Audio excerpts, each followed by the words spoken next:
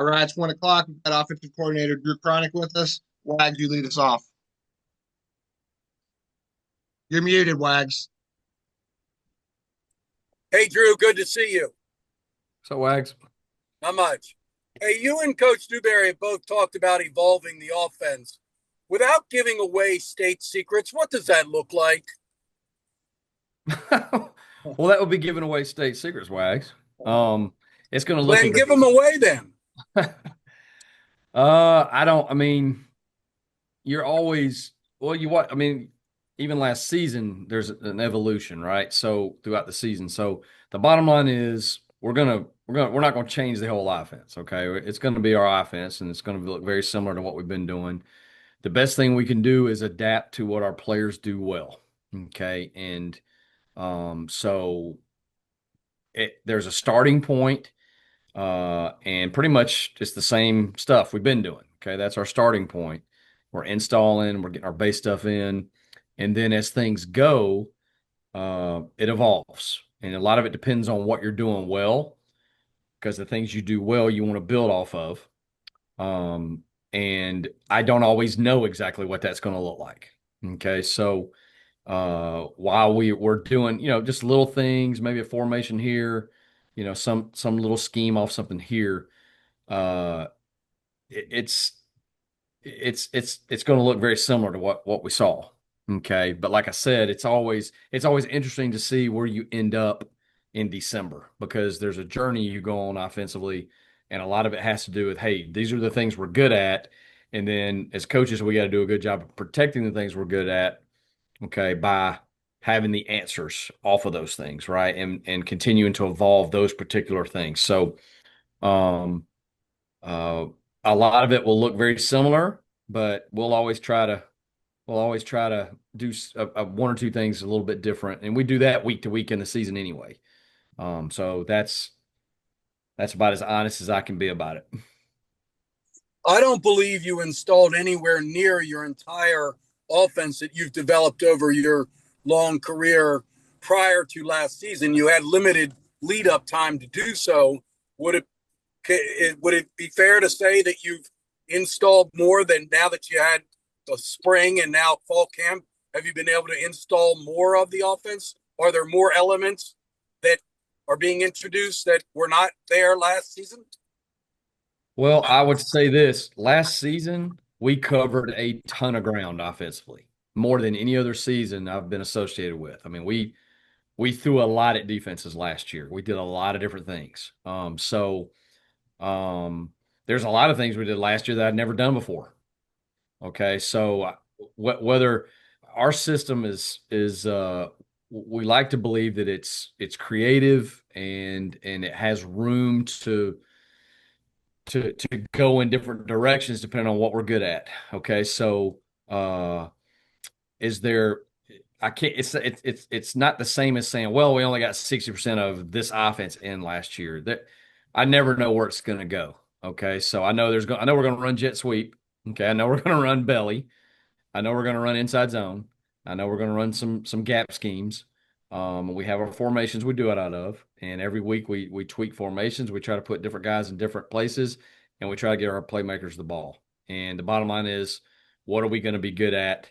And so I think we're further. Maybe the best way to answer that is I think we're further along right now. The kids understand the system, and so the older guys that are coming back, you don't have to, they know that they understand what we did last year, and they're pretty good at us going back out there and them doing the right thing. So, um, are we in a better position to do more? Probably. But one thing you can be guilty of as a coach is doing too much. Okay. So that's kind of where I'm at with, let's get our basics in there, and then let's let it evolve organically as the season goes on. Having a whole season to really get to know your personnel, does that help? You now are intimately familiar with all the pieces you have available to you. And now you had an off season to maybe design some special plays for an Eli Heidenreich or a Brandon Chapman or an Alex Texa. Does that help, or did you feel like you were, it's no different than last year in terms of your knowledge of the person. Yeah, I know who to get the ball to before the season last year. So but do you in the offseason, do you think, hey, how's another way we can get Eli the ball, another way we can get Alex the ball? Certainly. But yeah, those guys, they touched it a lot last year and they're going to touch it a lot this year. And I'll pass it off. Tim Nolan. Hey, Coach. Good to meet you virtually. First, I know for you, year two, do you ever allow yourself throughout these first 2 weeks of camp to just look around and pinch yourself and, think about your journey? I mean, this is, second year coaching FBS football after your long journey to get to this point again. And just, have you ever allowed yourself to appreciate how fulfilling it's been? Yes, absolutely.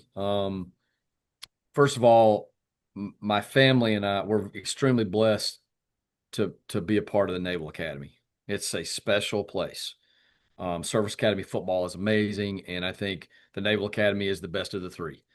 To live in Annapolis, to live in a beautiful place, to get to drive on this campus every day, to be around the people I get to be around, to work for a great head coach, to work with other great coaches, and especially the young men we get to work with is a blessing, because college football isn't a blessing everywhere right now, in my opinion. That's just me. That's just my opinion.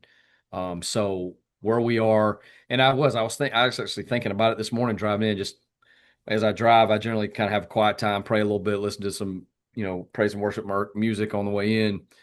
And I was sitting there going, heck, about, I don't know, 8 years ago, I was coaching NAIA football. Okay. And then it was Division II, and then it was FCS. And then, so we've been very blessed to have some success, to have some great people that we got to work with at all those different places, and some great young men, and managed to have some success together. So, yeah, I'm 100% realize that this is a great place to be. It's a great opportunity, but it's more about people and who you get to be around, associate with every day. And I hope I can be at the Naval Academy till I die on the field one day, 25 years from now. You know what I'm saying? So, it's a great place. We have a lot of fun. The young men we get to work with are amazing, and I think it's special. I think Naval Academy football is the tradition, the history, what you get to do. Obviously, the Navy Army game. I think there's just so many cool things that we get to do here. So yeah, every day I pinch myself driving across that Naval Academy bridge from my house every morning, looking out over that water, looking at that campus. Yeah, we're blessed, no question. You talk about different ways to get Eli the ball, to get Alex the ball. None of that happens if the guys up front don't do their job. And I talked to Hoke about this yesterday. He characterized this year's group as gritty. How would you characterize them, and how have they looked so far? Yeah, I mean, obviously, we lost 3 seniors, okay, and every team's going to lose seniors, right? And the healthy programs are able to plug the next guy in, continue to develop, and go execute. So when I look at the interior of our offensive line, obviously Ben Purvis I feel like the leader of the offensive line.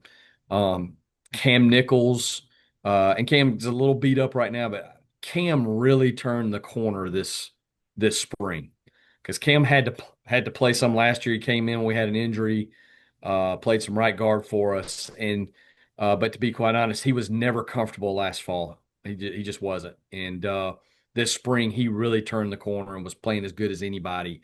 So I'm really excited about Cam. I'm really excited about Ben Purvis. Hoke Smith is a guy who finished the season starting for us, and these are interior guys. So we feel like in the interior of the offensive line has some experience, has some leadership, really, really intelligent young men, and they love to play football, and they love Navy football. Okay, so trying to break in those new tackles, and those guys have come on. They've come on. Really proud of those guys. You got Sean Crowley out there. You got Heater out there. So those guys have kind of taking ownership in those 2 spots. Jalen Acevedo is a young man who's playing some tackle for us, playing some guard as we move pieces around, and I really like him. Looking for Jake Polito, okay, to come on. Jake has a lot of ability. Jake had some sickness over the summer, So he missed some time. So we would like for him to be a little further along, but he just hasn't. He just had the sick, he had some sickness he's just getting over. Working him more in there. So there's a lot of guys. I don't want to leave anybody out. But I feel good about that. But I do know there's still going to be some growing pains because, several of those guys have never played in a true college football game. But they're making strides, they're making progress, they're challenged every day. They go against a good defensive front. They go against a defense that does a lot of things. So they're seeing every front you can think of, every movement you can think of, all the stemming, all the different things. So I'm excited to see see what our offensive line, how it can grow and develop and improve throughout the season. We talked to you back in March, and you said how you guys are much further along. Makes sense with the install and with the way the offense is progressing. So, as the OC, how excruciating is it that you still have 24 more days before you get to hit somebody else? No, I'm good. I like having time. Okay, so it's still the fundamentals. Okay, we have to rep the fundamentals, taking the right step, taking the right angle, leverage, put my hat in the right place. Those are the things that win. Me calling plays is not what wins games. Me scheming people up, our offensive staff scheming people up is not what wins. It's the execution of the players.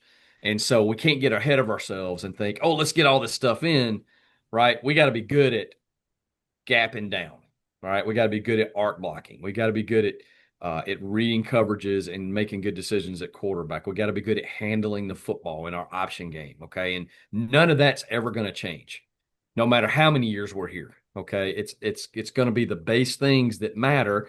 And then as coaches, we certainly want to do a great job of putting wrinkles in to give our guys an opportunity to be successful, but it's still going to be about execution, and that's never going to change. So we're excited that we have obviously the guys, they know the plays, right? But they still got to get those fundamentals down. We're making, I feel good about the things that are happening out there. Thank you. Coach, your son Eli is a freshman long snapper on the team. How cool has that been to just have him part of the program? Well, it's awesome that I'm proud of my son for choosing this. Okay. We did not force this on him. And I'm proud that what really did it for him was getting around our guys.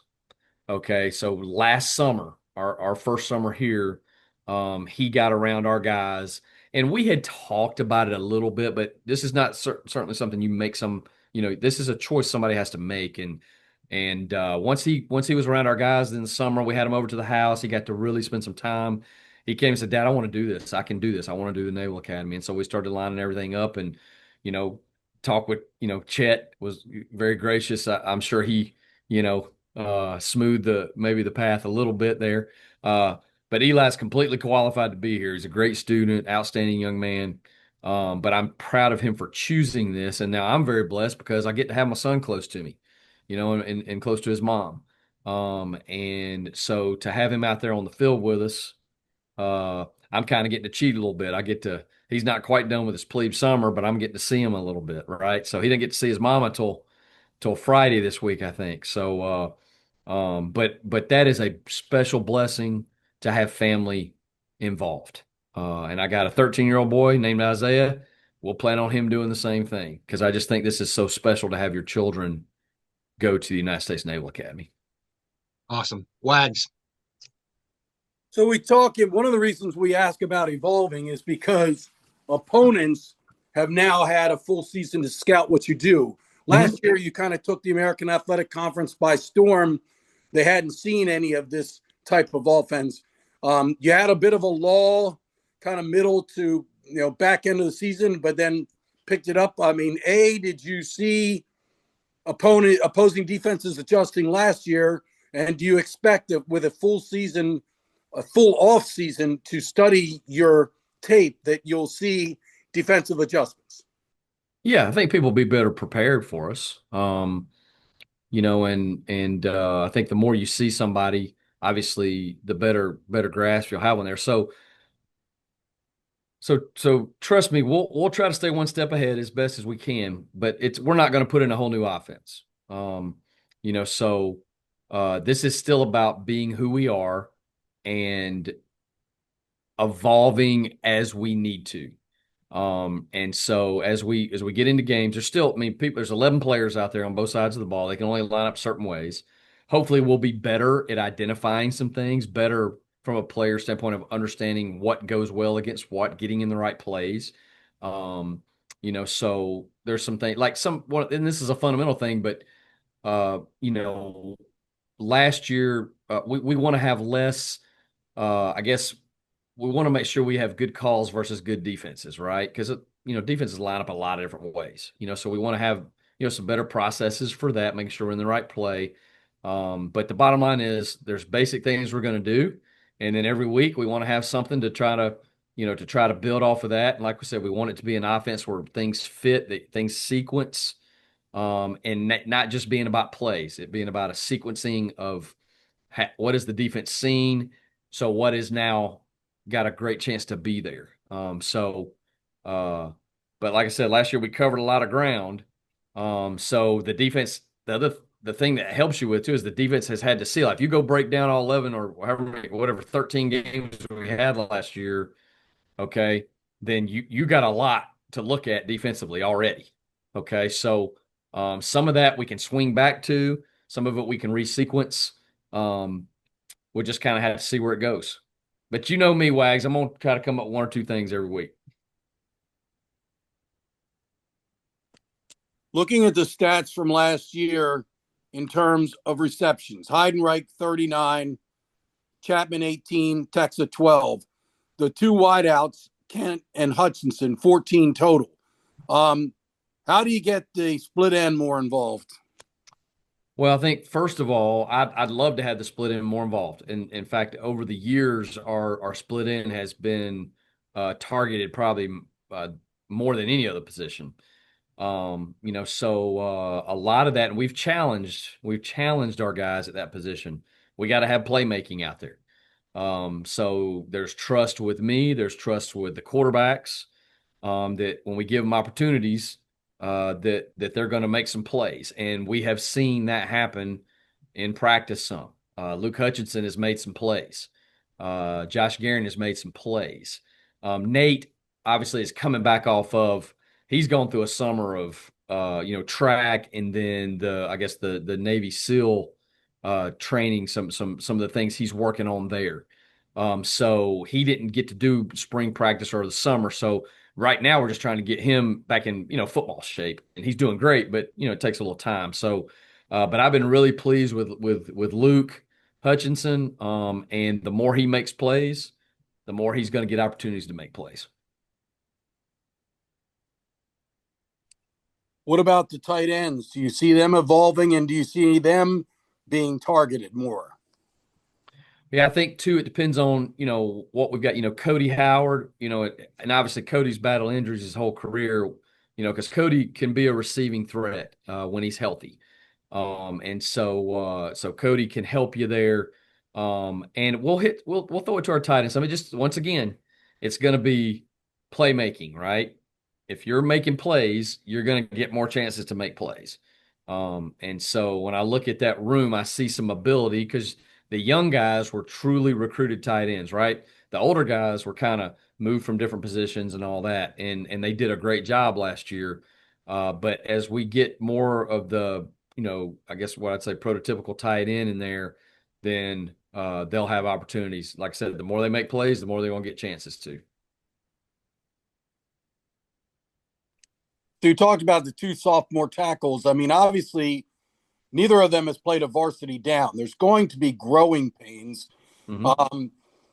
How do you help them along the way? I mean, that's, when you look at the line, that is a concern. There's no doubt that that's a question mark when you're throwing two sophomores with zero varsity experience out there and, against pretty darn good defensive linemen. How can you help these guys? And so it's not so much on them. Honestly, they're going to see more in practice, okay, between the spring and the fall than they'll see in any game this year, schematically. And so that's all you can do. I mean, you go against the defense, you put them in there, you let them work. They've made progress. They have done a good job. I've been really pleased with, especially this fall. it seems to me that those two kids in the spring, they started off, there was a lot of learning curve, obviously, first opportunities getting to do that, but they've grown through the spring, through the summer, and this fall camp, they're better football players than they were in the spring. So I'm excited about those guys, but certainly you'd love to have a 3-year starter back at every position. But that's never going to be the case on any football team. So, time for the next guy to step up. But I do believe those kids can be very successful. Coming out of spring, the depth chart had Nichols at center and Hoke Smith at right guard. I saw that Hoke is playing center. Do you envision that Hoke is going to be the center? I guess you need to make a decision on who the center is first and foremost. That's important. He's snapping the ball to your quarterback every down. Is that the way it looks like it's going to go? I would say Cam. Okay, and it depends on how healthy everybody stays, but you got to have 3 kids that can snap the ball, and Hoke's one of those guys.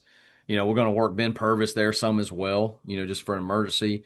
Torrin Smith has been playing some center. Polito has been playing some center. So we will probably settle in on about 3 of those guys that we feel good about. But the bottom line is you're trying to get your best 5, but really your best 8 guys in the game, 3 guard rotation, 3 tackle rotation, 2 center rotation. And so as we go through the fall, that'll start to solidify itself.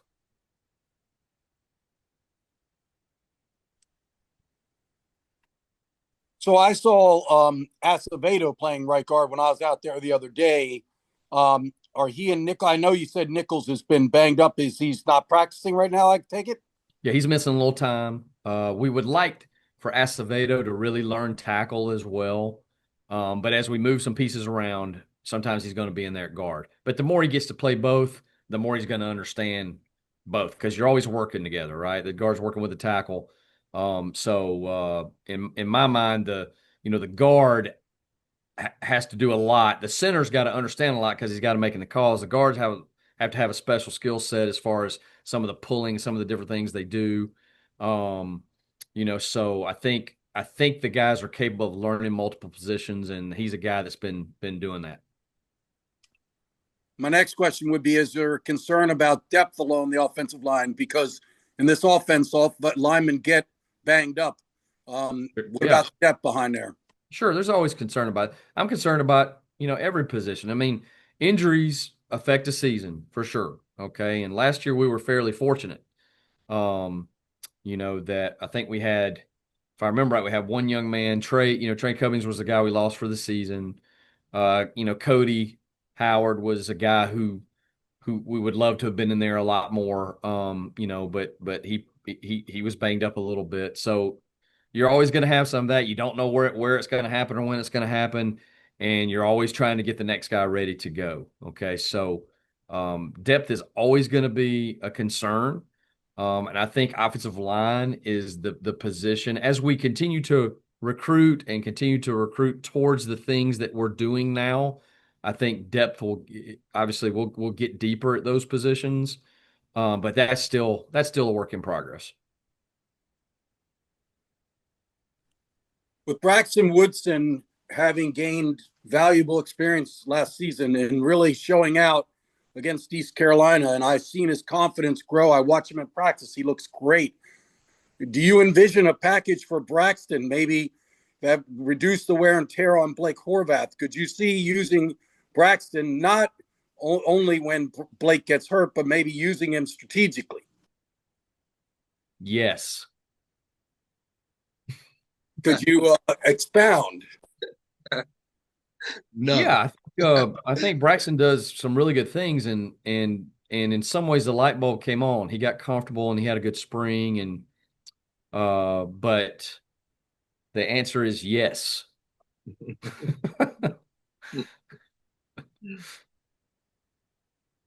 Sorry. It's a good answer. Wags is on me. Wags just want me to put a whole new offense in this fall. So I don't know what happened to Wags. He disappeared. I'll ask you one. With Scott Abel coming on board at Rice, that gives 3 option offenses in the league.